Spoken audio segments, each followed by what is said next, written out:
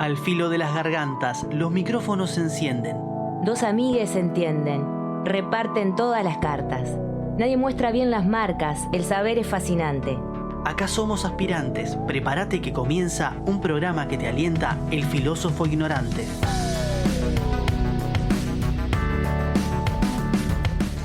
Muy buenas tardes.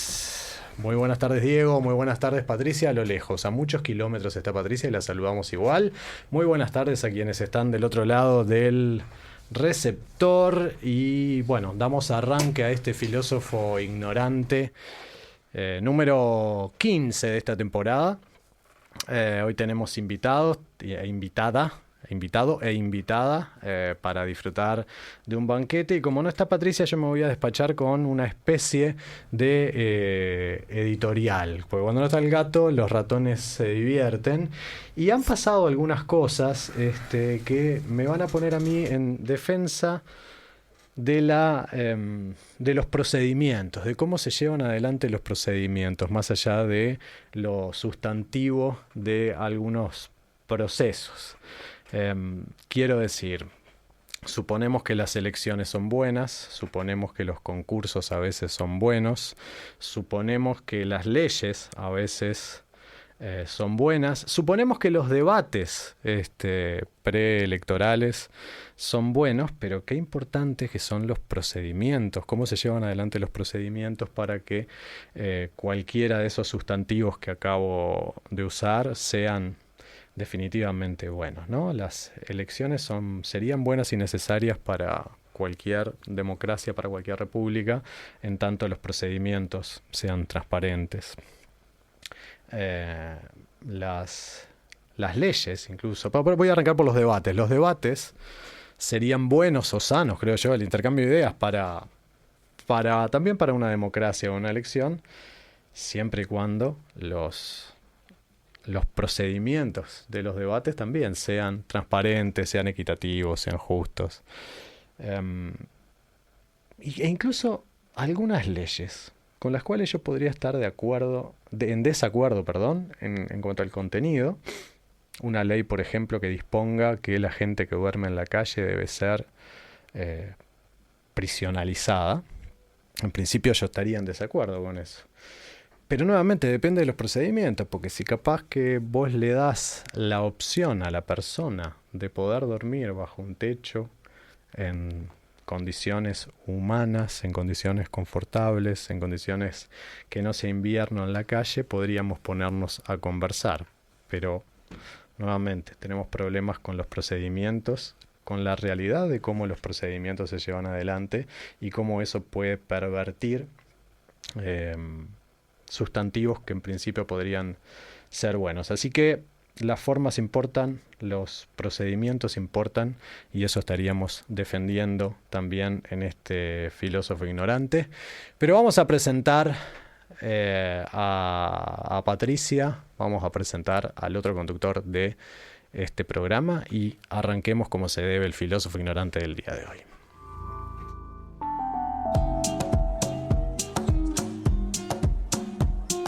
Patricia Pujol Echeverría, de La Teja al mundo, del mundo a esta radio. Inquieta e incómoda, entre la comunicación y el campo de juego. Si es helado, que sea de limón. Marcelo Fernández Pavlovich. Dicen que llegó a ser doctor, pero no hace recetas ni diagnostica otra cosa que enfermedades sociales.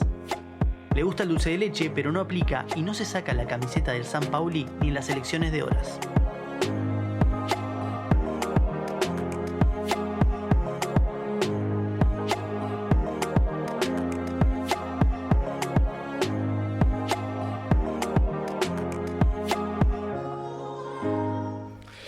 Bien, tengo a mi izquierda a Fernanda Diab. Hoy te voy a presentar de otra manera, Fer. Voy a decir que sos profesora de Ética 1 y de Filosofía Política en la carrera de Filosofía de la Facultad de Humanidades y Ciencias de la Educación.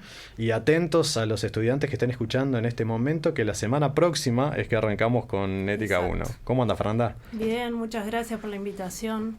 El lunes que viene comienzan los cursos y bueno, en un año muy especial porque tenemos un cumpleaños que son los 300 años del nacimiento del gran filósofo Immanuel Kant, así que todo el curso va a ser un gran cumpleaños. Ahí está, Y sí. un Es homenaje. más, capaz que dedicá todo el curso a Kant y ya está. Sí, por mí fuera, pero creo que, bueno, los otros pensadores o corrientes van a estar permanentemente en referencia, se van a dar en referencia a Kant. Ah, bueno, es una buena forma Esa es de seguir dando mi Kant. planificación para este año. Bien. Y a mi derecha tengo a don Ricardo Marquicio, que le da por dar teoría del derecho en la carrera de grado y teoría y epistemología del derecho en el posgrado. ¿El posgrado cómo se llama? Doctorado en Derecho. Ah, es complicado. A ver, el título de hoy por hoy de la carrera de grado en Derecho, ¿sigue siendo doctor en...? No, claro, todos los digamos, incluso mismo en la facultad se hizo comprobar que era un doctorado trucho, digamos, porque en realidad era un título de grado que llevaba, que ¿no? llevaba 6 años, era un título de grado Ahí que llevaba está. 6 años, y en el plan 2016 se cambió la titulación, ya los títulos son abogado, escribano y licenciado en Relaciones Internacionales. Bien. Y entonces la facultad, con bastante esfuerzo y tiempo, digamos, creó un programa de doctorado. O sea, hay maestrías y en este momento están trabajando en una maestría académica. Hay maestrías profesionales, hay un doctorado, que sería el genuino doctorado en este momento, que va por la segunda generación. Bien, bien. Y ahí das teoría y epistemología del derecho. Tus Exacto. estudiantes te aman, me imagino. Digamos que la popularidad de filosofía y teoría del derecho Exacto. no es la más alta. No. Pero no, el curso funciona. La gente, digo, en el fondo, la gente que estudia otras disciplinas jurídicas se termina dando cuenta que los problemas teóricos, filosóficos que uno quiere echar por la puerta entran por la ventana. Claro. Así que más vale al menos no ignorarlos. Más tarde o más Ahí temprano está. aparecen, saltan, por algún lado salta la ficha. Exactamente. Bueno, pero hoy... Pero no, además aclaro que me encantaría el curso de Fernanda. O Sí, sea, claro. si- ¿A qué hora es, Sería un Lorena? alumno muy devoto, quizás le caigamos, no sé. Vos avisá la hora que se puede ir de oyente, ¿no? ¿Cómo que no Apenas sacás? entran los estudiantes en los salones. Te das cuenta. Bueno, hoy tenemos una pregunta un poco tramposa sobre la cual discutir. Yo hablaba de procedimientos hoy, la vez pasada, la última vez que tuvimos esa banqueta hablamos del procedimiento interno que teníamos, pues esta vez lo cancelamos ese procedimiento, procedimiento que tirábamos 3 temas que se daban a elegir, elegíamos 2, uno quedaba como tema suplente, hoy no tenemos tema Teníamos suplente. problemas de agregación de preferencias. Exactamente. O sea que suprimimos la democracia, básicamente. Ahora hubo como una especie de Consenso. consenso ante el planteamiento. fuimos rusonianos esta Exacto. vez. Sí, la voluntad general Ahí está, salió funcionó. solita. En una conversación, además, no fue, digamos, una conversación que no era sobre eso, y dejamos el tema instalado y ya dijimos, no va a haber tema suplente, nunca nos dio el tiempo para un tema suplente, apenas nos da para poder conversar sobre lo que tenemos que conversar, así que no hay tema suplente. Y lo pusimos en formato pregunta. Y allí lo que tenemos que ver, porque claro, hay algo que tenemos que dejar claro, nosotros no nos ponemos de acuerdo previamente, no hay una discusión previa donde Fernanda va a tomar este tema por este lado, Ricardo por el otro, y así, y esta es una pregunta, la que voy a formular, que puede dar para mucha cosa, entonces vamos a tener que ordenarnos al respecto y probablemente tal vez yo formulo la pregunta y cada uno dirá lo suyo y después de repente podemos hacer ese intento de entrecruzar posiciones y decir lo que pensamos sobre el posicionamiento del otro y de la otra. La pregunta es si ¿es el fútbol u otros deportes el opio de los pueblos? Y esto tiene una referencia bastante clara a la frase marxista, la religión es el opio de los pueblos, que a su vez también ha tenido diversas interpretaciones, tal vez no tanto filosóficas, pero sí desde la praxis política, si se quiere. Digamos que por lo menos lo que uno puede asumir inmediatamente es que la religión es el opio de los pueblos porque nos distrae de aquello que sería lo específicamente importante en la sociedad que vivimos.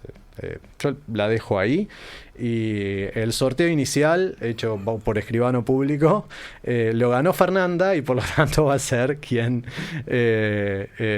ingrese en el debate y vamos a ver por qué lado tomaste esta pregunta. Bien. Bueno, yo quería ceñirme en primer lugar a la pregunta en sí misma, que refiere a esto que justamente decía Marcelo, ¿no? Al lugar que ocupa el deporte o el fútbol, que es el más popular entre nosotros, en la vida social.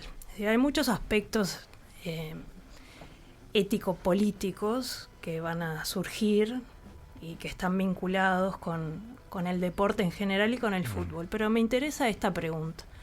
Si uno plantea la pregunta acerca de si el deporte es el opio de los pueblos, eso remite a una enajenación, ¿no? La gran preocupación de Marx con respecto a la religión tenía que ver con su concepción de la ideología. Es decir, estos aspectos en nuestras formas de pensar, de construir valores, identidades, que de alguna manera reproducen, son funcionales a determinado sistema.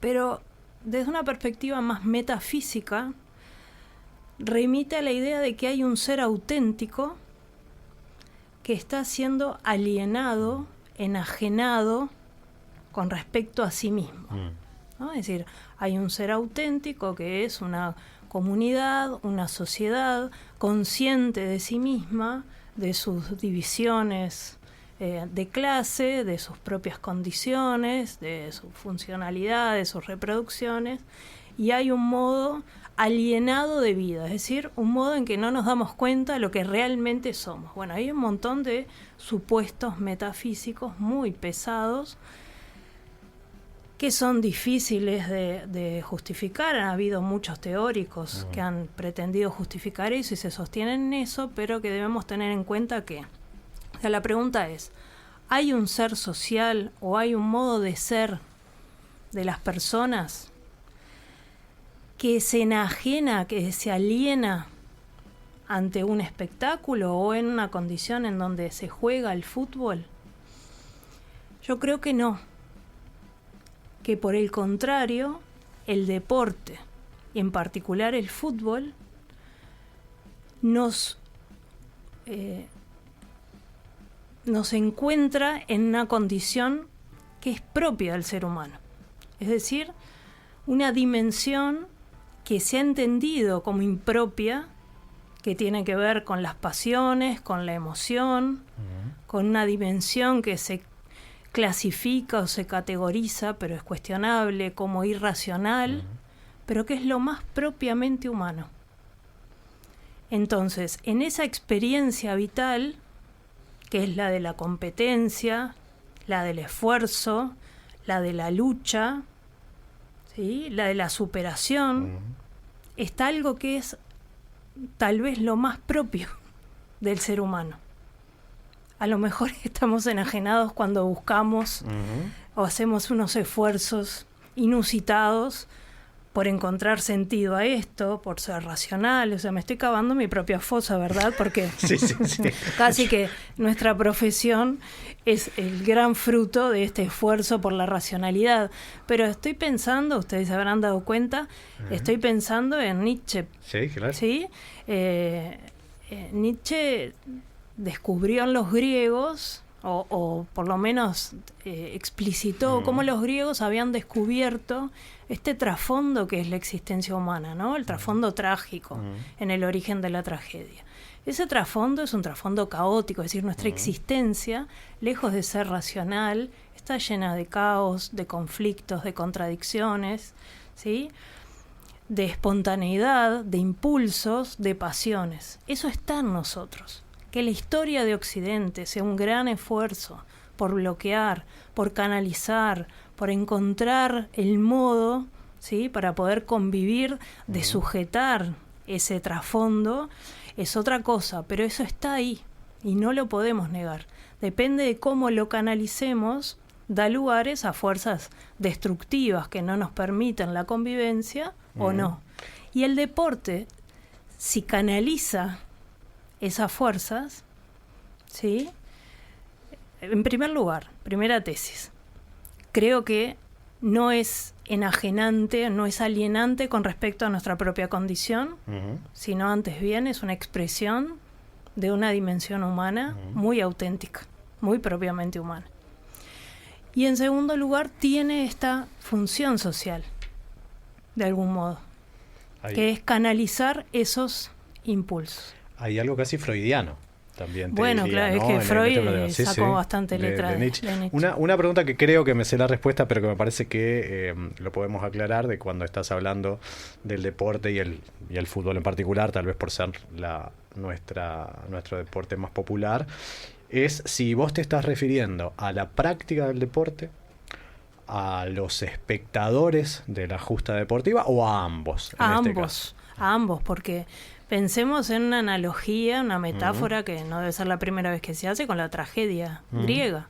La tragedia griega tenía sus actores, quienes participaban en la tragedia, y había un coro también, que podía ser la hinchada, no sé si funciona, y también los espectadores, que son en quienes se produce una especie de catarsis, se produce una serie de sentimientos que, según el momento de la tragedia griega, cumpliría una función más pedagógica. Ya eso no le gustaba mucho a Nietzsche, pero bueno, en determinado momento para los griegos cumplió también esa función de moralizar.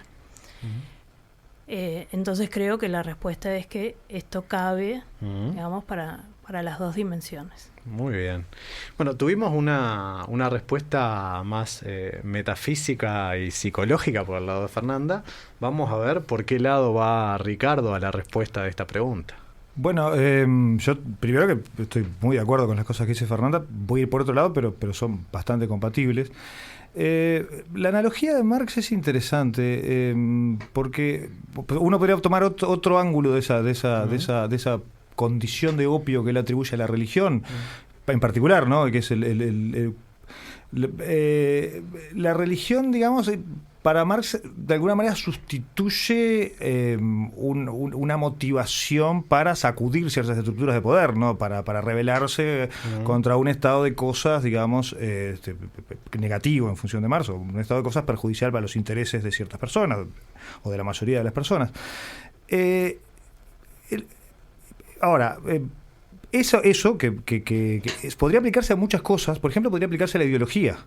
No solo la religión, digamos, el punto sería que la religión proporciona un sistema de creencias que hacen que ciertas personas actúen contra sus intereses, pero eso es aplicable a muchas otras cosas. La religión puede operar de esa manera, pero la ideología también, digamos. De hecho, el marxismo a veces se ha transformado en una religión propiamente dicha en algunos contextos, ¿no? Entonces, pero me parece que con el fútbol o con el deporte la analogía es totalmente desafortunada, o sea, no funcionaría.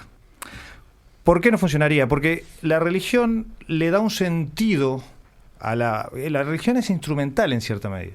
Porque la religión lo que hace es, digamos, uno practica una religión en función de un objetivo, digamos, trascendente, si se quiere. Pero el fútbol o el deporte como juego justamente se caracteriza por no tener un propósito ulterior al propio esfuerzo. O sea, es un acto que de alguna manera es intrínsecamente valioso o no funciona. O sea, uno el juego, el deporte lo hace por el mero propósito del juego. Sí, el propósito de un juego es jugar y el propósito del deporte es practicar el deporte. No hay un propósito constitutivo ulterior. Cuando uno le añade un propósito constitutivo ulterior, generalmente lo subvierte, lo corrompe y deja de funcionar el sentido. O sea, quiero decir, obviamente la política se puede apropiar del fútbol, en el sentido de poder usarlo como instrumento de propaganda o en fin. Pero básicamente lo que está haciendo es corrompiendo la esencia del juego, porque la esencia del juego es el sinsentido, o mejor dicho, el sentido constituido por la propia práctica y con ningún propósito ulterior. Entonces ese es el punto esencial del deporte y del juego en sí. Luego, hay un libro muy interesante que es de Bernard Suits, que es el Vida, Juegos y Utopía, donde lo que hace Suits es tomar la fábula de la cigarra y la hormiga. Es decir, cuando la cigarra se está muriendo porque, digamos, viene el invierno y se va a morir, pero tiene unos discípulos con los que conversa que se llaman Escéptico y Prudencia, y la cigarra en definitiva les deja el problema de es decir, ¿qué es lo que diferencia lo que hacemos habitualmente del juego en sí mismo? Y lo que defiende Sud, que es muy discutible, pero es que en realidad, si viviéramos una especie de utopía donde tenemos todo resuelto, lo único que importaría serían los juegos.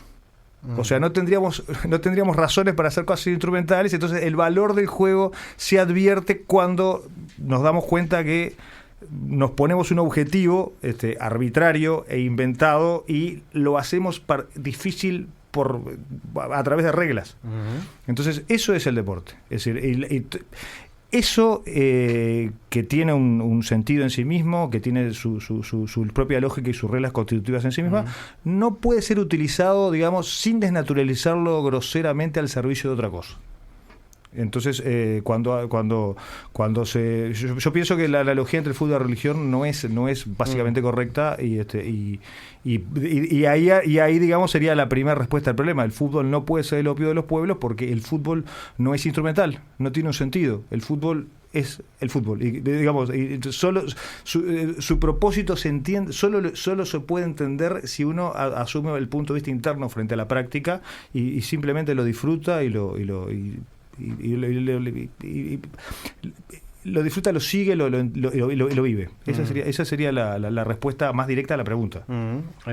Pretendiendo conocer la respuesta a la pregunta que te voy a hacer y poniéndome casi en abogado del diablo o en el que formula aquellas preguntas que a veces parecen no tener sentido, en esto de hecho me puse a escucharte y noté cierta defensa de lo lúdico, si querés, ¿no? En ese sentido, y después en ese choque en ese choque entre lo lúdico y cierta cuestión utilitaria al servicio de un fin ulterior, yo me puse a pensar en si dentro de ciertos deportes, el fútbol en particular, cuando el fin de un equipo, de un hincha o de quien fuere, que a quien pongamos como protagonista, allí se quiere, el único fin que esa persona se pone es ganar, suponete, hasta donde luego no aparece elementos utilitarios o ciertos sistemas utilitarios que tengan como fin único, último y exclusivo la victoria y no el juego. Es decir, estoy haciendo, si se quiere, una disgregación entre juego y el éxito llamado ganar. Me olvidé de aclarar la analogía con la cigarra, o sea, pero supongo que se entiende que en definitiva lo que está planteando Sud es que la vida que merece ser vivida es la de la cigarra, con las consecuencias que ella produce, ¿no? Claro, pero lo que pasa es que la vida de la cigarra es una vida que se vive como si no hubiera invierno. Bueno, el fútbol o el deporte se vive como si no hubiera otra cosa. Uno tiene que meterse en esa realidad y vivirla como si no hubiera otra cosa. Claro, cualquier deporte, el juego como deporte tiene como regla constitutiva ganar. O sea, si uno no juega a ganar, no está jugando el juego. O sea, la actitud...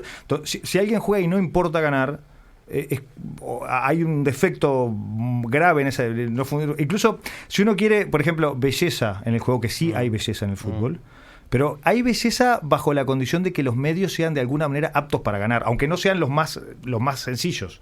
Pero digamos, si hay medios totalmente inconducentes para el objetivo, por más resultado estético que produzcan, no sirven. No, la respuesta sería que un juego se define por por un propósito que es ganar y por unos medios constituidos por las reglas para ganar. Si ganar a cualquier propósito no es parte del juego. Pero claro, incluso con esa óptica hay distintas, uno podría llamarle en un sentido no técnico, pero filosofías del fútbol.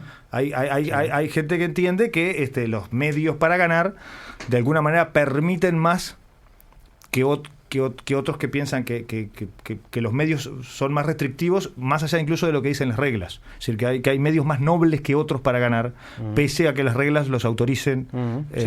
Sí, es decir, bueno, yo qué sé, el estudiante de los años 60, digamos, famoso por utilizar medios, digamos, que incluían pinchar con alfileres. Poco legal. Al rival y esas cosas. Bueno, algunos piensan que eso es, que en la medida en que el árbitro no lo vea, eso está bien. Es decir, tenemos en Bilardo siendo tal vez el más alto representante. Porque la regla del fútbol, que ahora se desnaturalizó con el VAR, es que, digamos, solo lo que el árbitro percibe es lo que puede ser objeto de una anulación o de una sanción.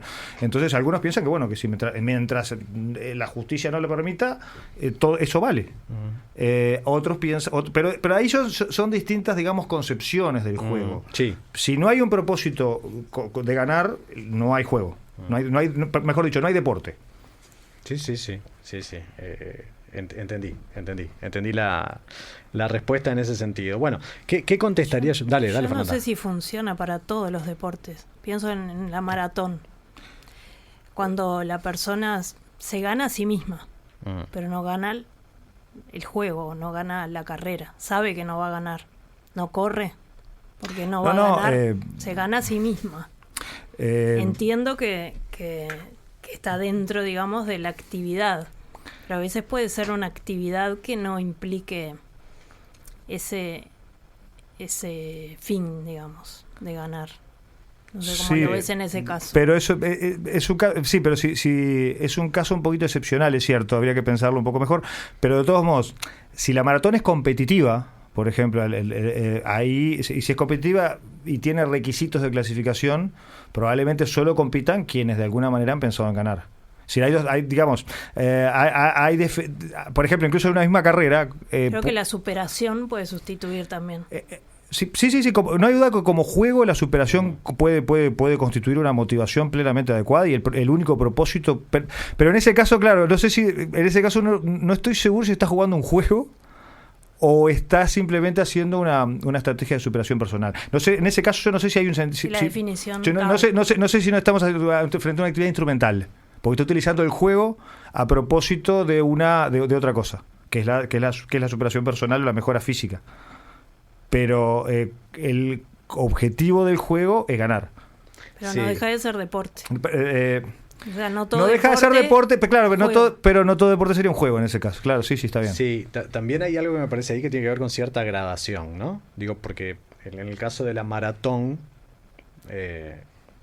tal vez pueda ser la primera maratón que participe la persona, pero supongamos, estamos justo ahora que estamos en medio de los Juegos Olímpicos, está la maratón en el Juego Olímpico y de alguna manera una persona para poder participar de esa maratón tuvo que haber ganado algo previamente, digamos, ¿no? Es decir, el llegar a determinado lugar implica el haber obtenido algún tipo de victoria previa que lo logró. En ese caso sí, pero no en las carreras de calle que están tan popularizadas. Ahora, claro, ¿no? Está bien, sí. Hay Ahora una competencia, hay una actividad que se puede describir, ¿no? Definir como deporte. Sí. Pero esta descripción relativa al juego no cabe, o por lo menos habría que resignificarla. Sí, estoy de acuerdo. Lo que llamamos deporte a veces tiene un propósito instrumental y a veces tendría en este sentido un propósito intrínseco.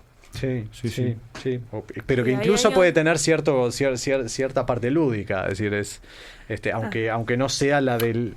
que sea por fuera de la regla específica del deporte instituido como tal. Claro, el tipo de juegos como el fútbol o los que podrían ser el opio de los pueblos, digamos, o sea, el béisbol, ¿no? Pienso en el béisbol o en el fútbol americano o en deportes, digamos, especialmente deportes de colectivos, deportes de equipo, eso no funciona. La analogía, porque generalmente enfrenta a dos equipos, que si uno de ellos no quiere ganar, no es posible el juego. Sí. Los Monty Python cuando suena el silbato, ¿no? En aquella película que son 2 cuadros de fútbol y en lugar de jugar son claro. filósofos. Sí, los griegos contra los alemanes. Es buenísimo, sí. Es muy bueno. Yo quería plantear otra, no sé si vos querías decir una pregunta. No, yo lo que quería mencionar sobre la pregunta es que yo me retrotraje a otra cosa, tomé la religión como un distractor y me llevó a mi amigo Rousseau. Okay. En aquello de todos los caminos llevan a Rousseau, ya lo sabemos, en aquello de lo que Rousseau decía sobre las artes y las ciencias y que de repente lo podemos llevar al fútbol, ¿no? Que las artes y las ciencias se extienden guirnaldas de flores sobre las cadenas que nos sujetan, y le veía como un sentido similar a la frase marxista en esto de la alienación respecto al fútbol. Ahí hay una relación directa entre Juan Jacobo y Carlitos Marx, y a mí se me ocurría que desde determinados ámbitos, desde determinada óptica, es el fútbol algo así como un distractor en términos ético-políticos, donde a través de ciertas estructuras que podemos llamar FIFA, otras estructuras que podemos llamar sociedades anónimas deportivas, representantes de jugadores, se genera toda una especie de organigrama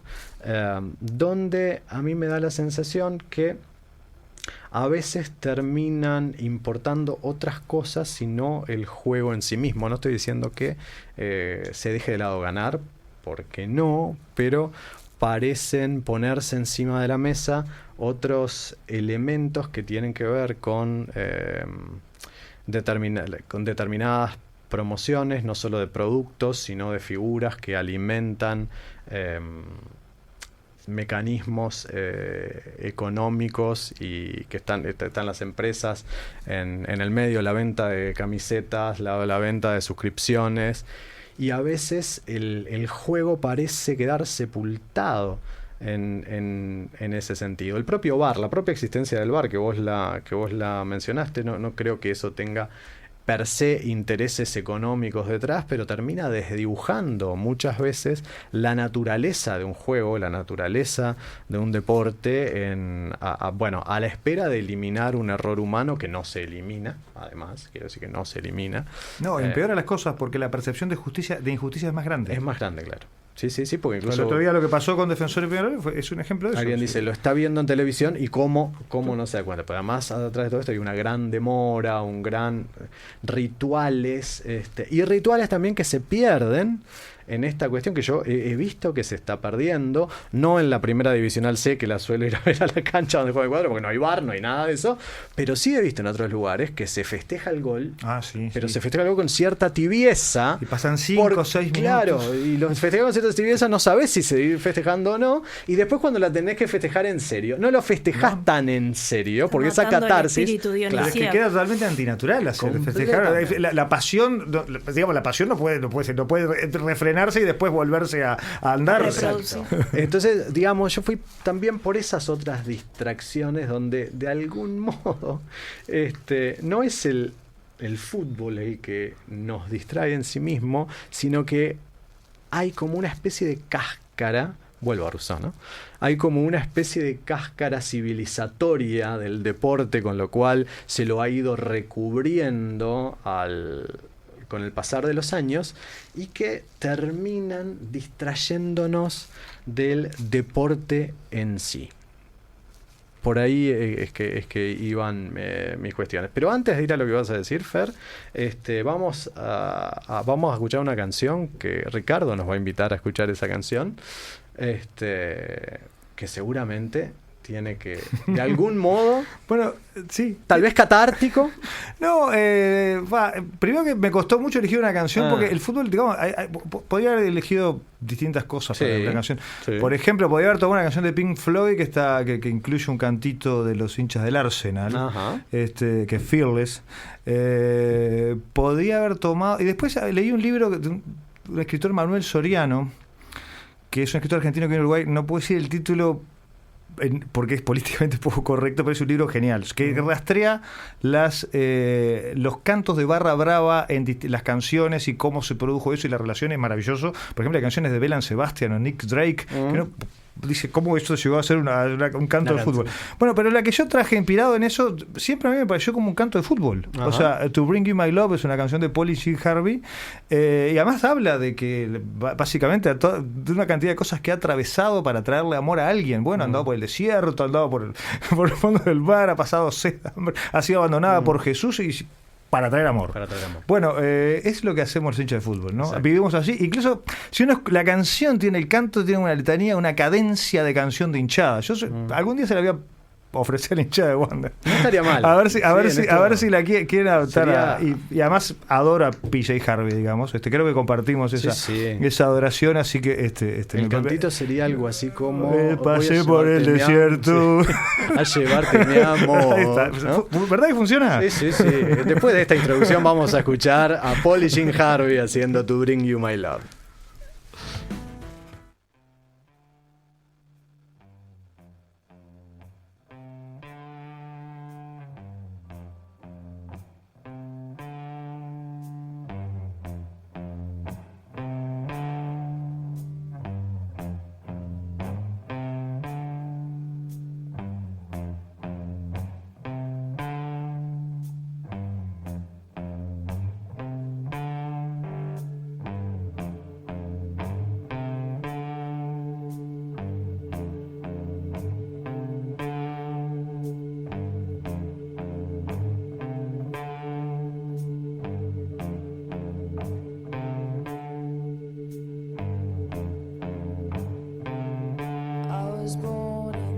desert.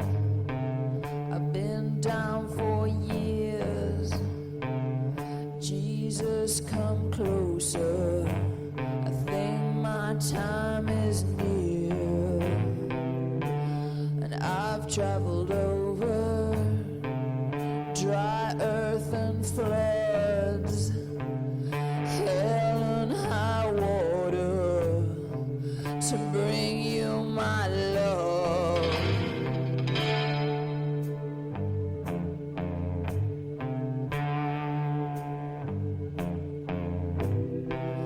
Climbed over mountains, traveled the sea, cast down all heaven, cast down all my knees. I've lain with the devil, cursed God above, forsaken heaven, to bring you my love, to bring you my love, to bring you my love, to bring you my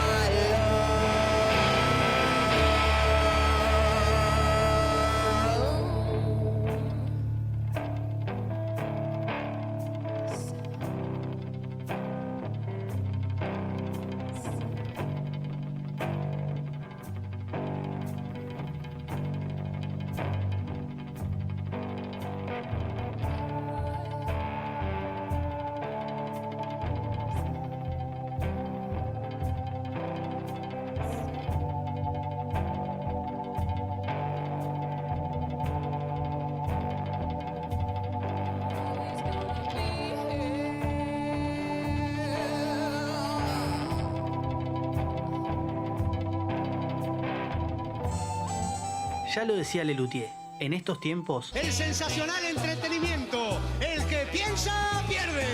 aprendimos a perder hace rato. Igual te invitamos a pensar. Así, sin prisa, con pausa. El filósofo ignorante. Que comience la función.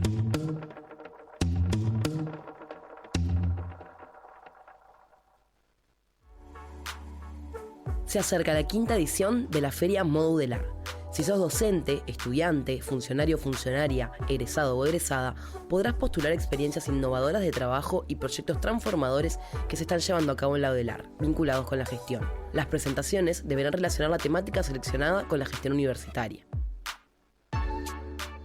La Feria Modular se desarrollará los días 3 y 4 de octubre. Presenta tu propuesta a través de pósters, stands y otras modalidades hasta el miércoles 31 de julio. Accede a más información en gestion.udelar.edu.uy.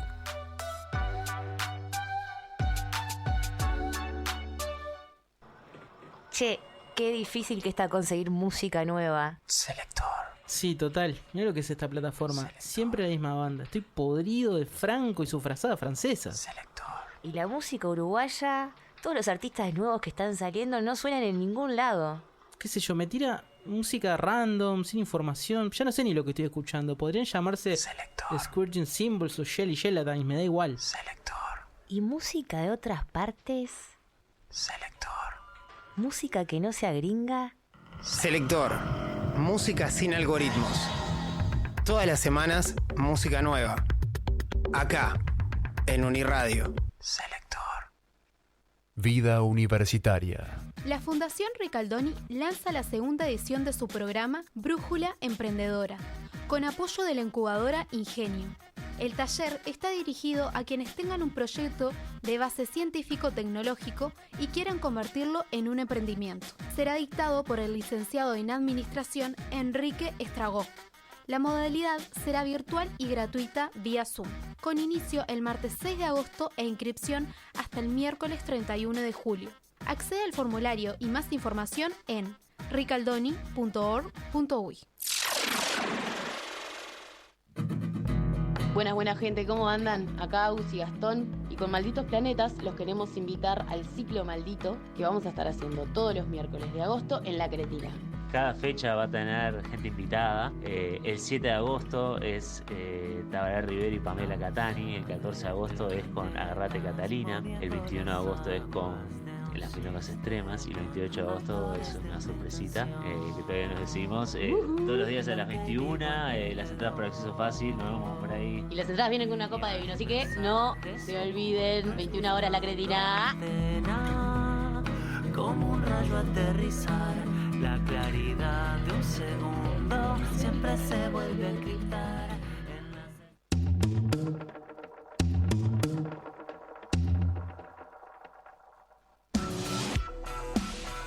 Nos encuentran en Facebook y Twitter. Nuestro correo es filosofoignoranteradio@gmail.com.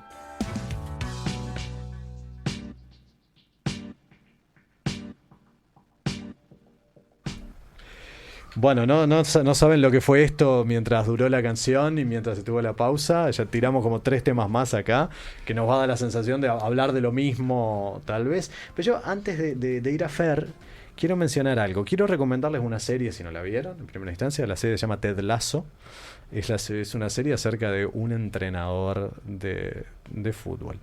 Más allá de esa recomendación, hay un jugador que integra ese club, que es un mexicano, que hay algo interesante porque él era futbolista profesional, devino un actor, y acá hace de futbolista, Dani Rojas. Dani Rojas es el personaje, y es interesante porque cuando lleva la pelota va cantando su nombre. Yo me hacía acordar al relator, a esos mitos que hay respecto al puntero que iba relatando la jugada, ¿no? Yo creo que se decía que Pepe se hacía, no sé qué otro hacía este tipo de cosas. ¿Pero vos no lo hacías cuando eras chico? No, sí, claro. Sí, yo lo hacía hacía abundantemente. por supuesto, ¿no? Eso sí, pero me refería a jugadores profesionales que hacían eso. Iba relatando, claro, sí, exactamente. Pero ahí uno lo hacía en tercera persona muchas veces, claro, ¿no? Sí, en tercera uno persona. se relataba a sí mismo como otro, totalmente, como la figura admirada. Eso. Exacto. Bueno, acá mi hijo lo hace, mi hijo tiene 10 años, yo lo voy a hacerlo, claro. Dani Rojas se relata a sí mismo, canta sobre sí mismo, interesante. Pero tiene una frase que es interesante, que la repite a lo largo de toda la serie, sobre todo la primera temporada, que es "Football is life". El fútbol es vida. Yo la tiro. Así con eso lo que quieras. Pero Fernando, ibas a decir otra voy cosa. A hacer. Bien, me parece voy a bien. seguir por otro lado. Siga por otro siempre. lado. Compro, yo diría que compro. Sí, a mí me interesa la frase. Compro, me acuerdo incluso de un poema de Borges que hablaba del truco sobre el truco, que hablaba de que las barajas, bueno, eso sustituyen a la vida. Es decir, el fútbol sustituye a la vida. Es decir, pone en pausa la vida, hace que, o sea, uno puede tener un problema muy grande, porque me ha pasado, tener un problema acuciante, serio, y sin embargo, empieza el partido y me meto en el partido, y el partido es la vida. Habría que ver si no hay algo de opio en eso, ¿no? No en la alienación, pero en el poner la pausa y distraer en ese punto. Pero no creo que en el sentido del que lo decía Marx. No, estoy de acuerdo. Sí. Estoy de acuerdo. Bueno, eso es algo que lo escucho en ustedes y en otras personas y lo admiro porque es algo de lo que carezco. Esa pasión, casi que por nada, no existe en mí. Entonces hay un lugar de incomprensión, que puedo pensarlo de otro modo, intentar entenderlo, pero realmente no lo comprendo. Pero si podría ser la conclusión o el título de lo que dije al principio, el fútbol es la vida, ¿no? Sí, así, sí. Porque si, como dije antes, expresa, si hay algo de auténtico en nuestra existencia, expresa eso, esa autenticidad, esos impulsos, esa tendencia a la competencia, ¿no? A la superación, al esfuerzo, el sufrimiento que está presente, ¿no? Uno lo puede ver en los Juegos Olímpicos, en niveles del deporte que no los puede identificar unos con algo saludable, porque son cuerpos absolutamente deformados, pueden ser muy, muy estéticos, pero realmente músculos atrofiados, caras de sufrimiento, es decir, un nivel de sufrimiento, y bueno, eso es parte de la vida, ¿no? De esa descripción que decíamos antes, de ese trasfondo vital y auténticamente humano de la existencia en general. Así que podría ser en ese sentido, en ese otro sentido, casi que el título de lo que yo decía antes. Eso no quiere decir que no tenga aspectos muy negativos para valorar desde el punto de vista ético y político, cosas que ocurren alrededor o internos, porque son asuntos humanos las cuestiones relacionadas con el deporte. Y es inevitable. Entonces, por un lado, Ricardo planteaba que, bueno, todo lo que pretende ponerle otro fin al juego, al deporte entendido como juego, que no sea el cumplimiento de esas reglas internas que le hacen a sí mismo, es una forma de corromperlo. Esto sería lo que planteaba Marcelo, lo que tienen que ver con las asociaciones ¿no? de fútbol o del deporte, que están atravesadas por hechos de corrupción, etcétera. Hasta ahí está bien. Ahora, ¿en dónde estaría el juego auténtico, ¿no? Es decir, no corrompido, que está en sí mismo presente. ¿Qué quiero decir con esto? Quiero decir que independientemente de las definiciones y de entender que hay una expresión del deporte, viendo unos niños, por ejemplo, jugando al fútbol con sus reglas para ganar, más allá de lo que puede ser una expresión auténtica del deporte, es un hecho social. Inevitablemente está atravesado por valoraciones, ¿no? Entonces, bueno, ahí me parece que cabría hacer algunas consideraciones con respecto a lo que ha sido el uso, ¿no? Vos lo planteabas como ejemplo, el uso del deporte desde el punto de vista político. El último gran ejemplo que tenemos es justamente la organización de los Juegos Olímpicos y lo que fueron las repercusiones en torno al acto ¿cómo se dice? La inauguración. A la inauguración, no es un acto, pero es una inauguración. Podría ser un acto de inauguración. Que está atravesado por un montón de valoraciones. La historia francesa es una historia cargada de ciertos valores y generó resistencias, ¿no? Generó resistencias desde la izquierda, por considerarlo del progresismo woke, lo que estaba allí expresándose, desde la Iglesia Católica, y bueno, no llegué a escuchar más. Pero quiero decir que está ahí el juego, está ahí el deporte, y es inevitable que esté atravesado por cuestiones éticas. Pienso, por ejemplo, que hablamos de las hinchadas. Ojalá cantaran la canción y utilizaran eso para expresar algo valioso. Si la cantaran le pondrían cosas espantosas. Pero hemos visto, ¿no? Sí, hace poco vimos un problema que llegó, bueno, insólitamente hasta a la diplomacia. A problemas diplomáticos entre Francia y Argentina por lo que expresaba. Entonces ahí surge todo un tema, ¿no? Bueno, mejor que se expresa en la cancha y que sea un canto de cancha, ¿no? Y que canalice por ahí. Pero ¿por qué está eso allí? Porque es un reflejo, de alguna manera, de la sociedad. ¿Y cuánto funciona como ejemplaridad lo que ocurre, por ejemplo, en la cancha o lo que ocurre en determinados ámbitos? Mucho. ¿No? Entonces, ¿vale tener una mirada crítica o vale tener acciones críticas y de cuestionamientos y de reordenamiento de algunas cuestiones, de algunas conductas? Está bueno para un niño, por ejemplo, ver un espectáculo, no solo donde escucha eso en la hinchada, sino también donde ve gente teniendo acciones mentirosas, ¿no? O engañando. Claro. ¿No? Haciéndose el sonso, ¿no? Acá no pasó nada, ¿no? Por ejemplo, en el voleibol, bueno, la pelota se fue afuera, pero antes había tocado un jugador, el jugador no dijo nada. Tiene que ir el VAR o tiene que, ¿no? Para que se sepa. ¿Cuánto favorece eso? Entonces, discutíamos, me gustaría escucharlo porque justamente discutíamos eso antes, ¿no? No, bueno, eso que dice Fernanda a mí me afecta de cerca, porque yo voy con mi hijo a la cancha, que es muy chiquito, y entonces le he tenido que explicar muchas cosas. O sea, obviamente no me gusta que se vea expuesto a un ambiente donde, por ejemplo, el insulto el insulto es moneda corriente, digamos. Donde yo voy no hay mucho más que eso, pero el insulto, la irracionalidad en el peor sentido, o sea, gente que, o sea, yo a veces, por ejemplo, yo a veces converso con eso de la racionalidad de ciertas cosas que dice la gente, y es un buen ejercicio. O sea, digamos, el hincha de fútbol dice realmente cosas insólitas e increíbles. La gente se permite grados de irracionalidad que no se permiten en la vida. Incluso gente muy inteligente, muy titulada, dice cosas que son absurdas, estúpidas, muy, muy estúpidas. Es decir, no hay duda que el fútbol está afectado por todo eso y el deporte organizado. Pero lo que hace que suspenda la vida es que uno siente pasión por eso que está pasando, y eso lo puede aislar de cualquier otra clase de consideración. Entonces yo cuando juega mi equipo, a mí no me importa lo que la barra está cantando, no me importa todo el contexto, es decir, no me importa los chanchullos de la FIFA, no me importan, sino que me importa que gane, y me importa que juegue bien, y me importa que cumpla sus objetivos. O sea, me genera eso, y eso no es racional. Es decir, me genera algo que evidentemente no puedo controlar ni quiero controlar.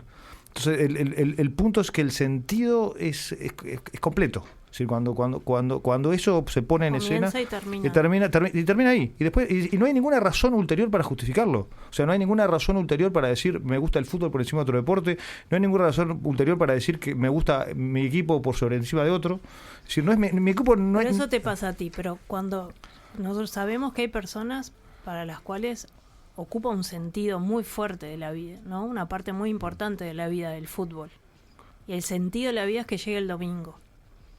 ¿Qué pasa cuando se transforma en ese... Bueno, cuando digamos, toma ese lugar? Probablemente pase como cualquier práctica humana que se vuelve, digamos, que pierde su propia lógica y que se vuelve omnipresente, ¿no? Y que se vuelve y que termina devorando a alguien, ¿no? Pero capaz que eso mismo pasa, yo que sé, no sé, con la política, bueno, puede pasar. Si supongamos que alguien por la política deja de lado toda otra cuestión humana, ¿no? Deja de lado su familia, deja de lado y lo único que le importa es decir, o incluso en la vida intelectual puede pasar eso también, ¿no? Es decir, no creo que en eso el fútbol sea diferente.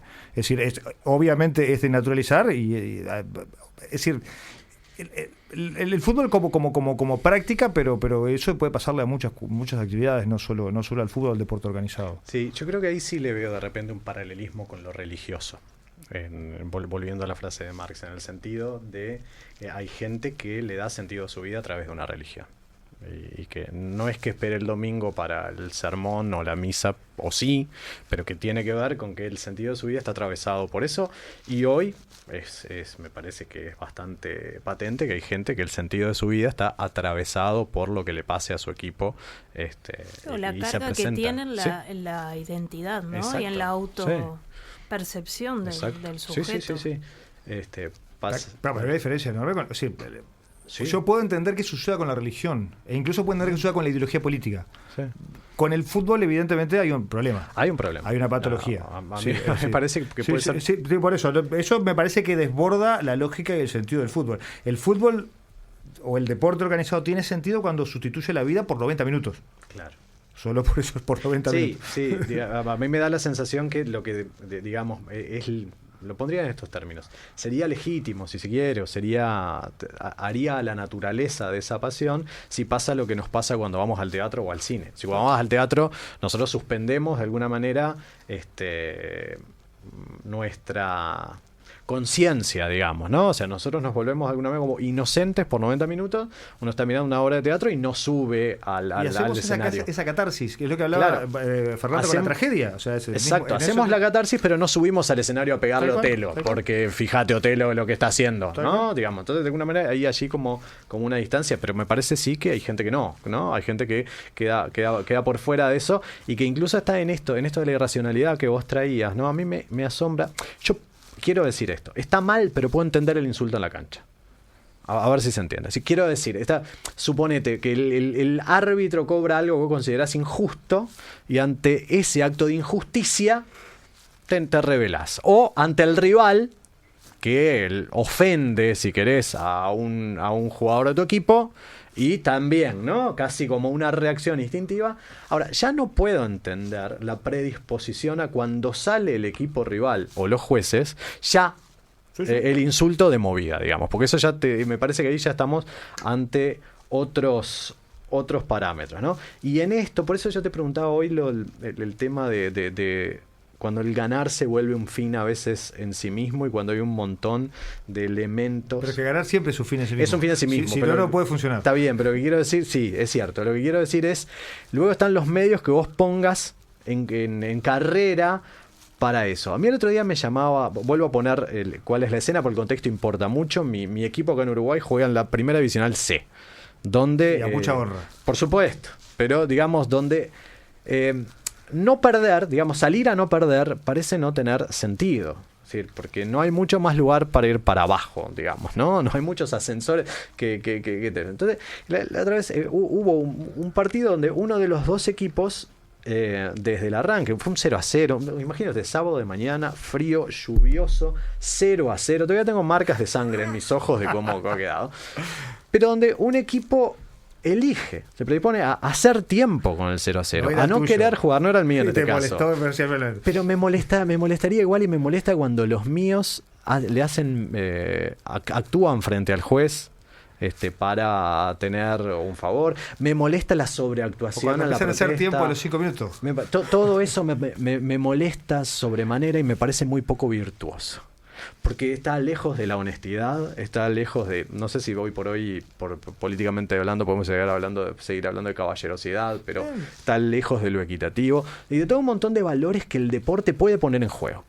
Así que el deporte en sí mismo puede poner en juego. Que, digamos, vos tenés un rival contra el cual das todo, pero ese rival no es tu enemigo y le tenés que pegar 2 tiros. Que después te podés dar la mano cuando termina el partido, hayas perdido o hayas ganado. Que la superación, esto que decías vos de la maratón, ¿no? Muchas veces, a veces vos sabés que tu equipo no está en condiciones de competir de igual a igual con el otro, y a veces intentarlo ya vale la pena. Es decir, digamos, si juega Wander, que es el equipo de Ricardo, no te lo tomes a mal, contra el Barcelona de España. Y bueno, yo sé que van a intentar ganar, como decís vos, pero no, digamos, ¿no? Entonces ahí es algo así como hacer el papel más digno posible, y ya de algún modo sería. Bueno, ahora bien, yo creo... El resto ético. Claro, bueno, hay algo de eso, ¿no? También lo que llamamos vergüenza deportiva, dejarlo todo. No, pero son valores muy respetables y que el fútbol está creado para realizarlos. Sí. Si uno estudia la historia de las reglas del fútbol, la historia del fútbol, porque el fútbol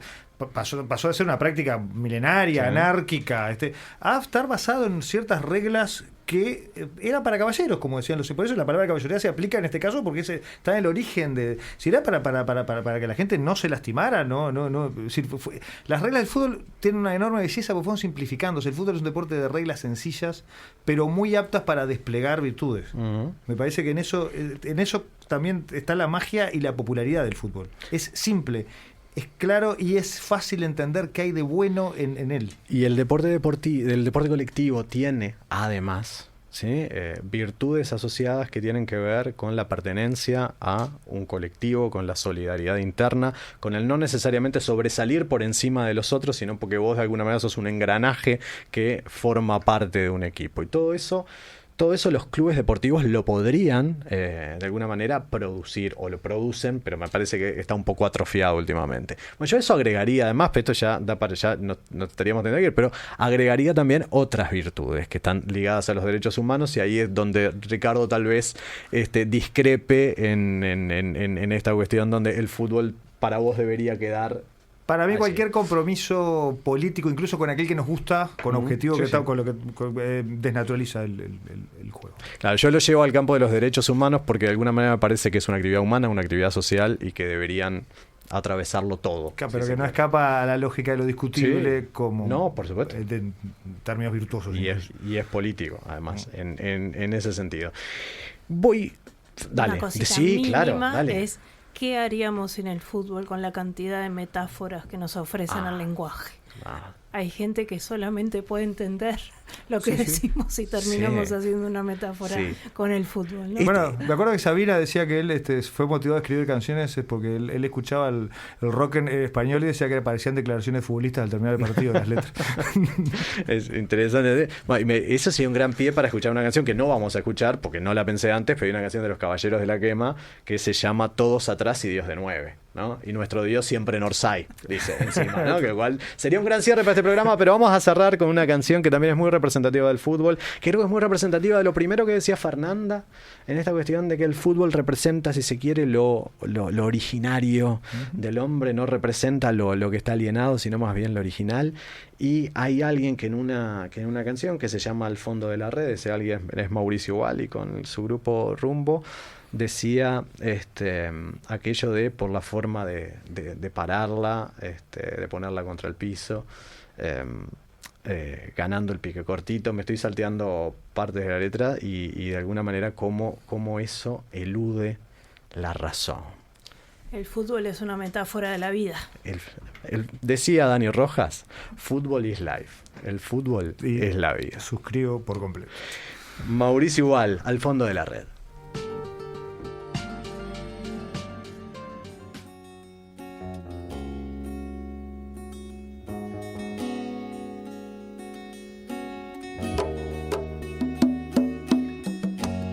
Por la forma de pararse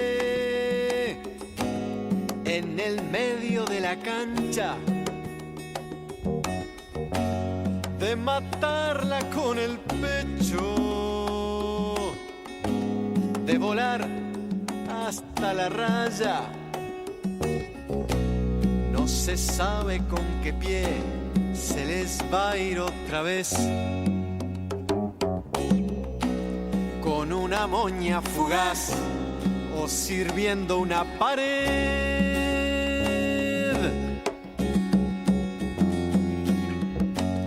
Por la forma de pararla, de apretarla contra el piso, levantando la cabeza, ganando el pique cortito.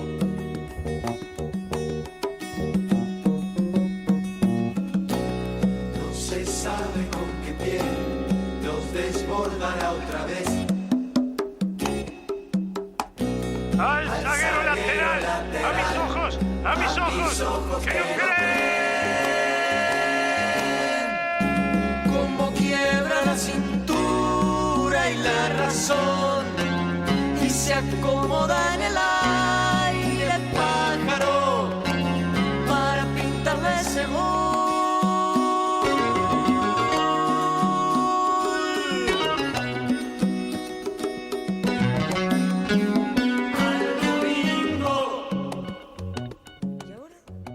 El filósofo ignorante se emite gracias a la participación de Marcelo Fernández Pavlovich, Patricia Pujol Echeverría, Martín Rodríguez Lista, Diego Varela, Ramiro Brianza y Juliana Dancilio. Estuvieron hoy Fernanda Diab, Ricardo Marquicio, Polishing, Harvey y Rumbo. Por la forma de cambiarla sin hacer una de más, Por esa comba exquisita que se anticipa al azar. No se sabe con qué pie se desmarcará otra vez de las canillas del back en su camino a la red.